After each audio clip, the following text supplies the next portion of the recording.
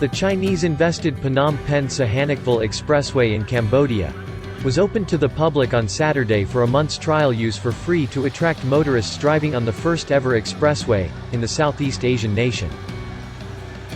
Invested by the China Road and Bridge Corporation, the $2 billion expressway with a total length of 187 kilometers connects the capital Phnom Penh and the deep seaport province of Phen-Sihanouk. With 2 lanes for traffic in each direction plus an emergency lane on each side, and paved with asphalt concrete, vehicles will be able to reach their destination in about 2 hours on the expressway, instead of 5 hours on National Road 4.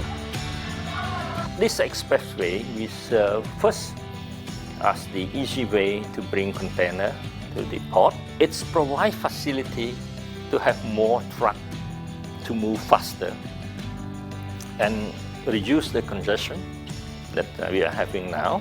It will improve a lot for trade and the tourists also.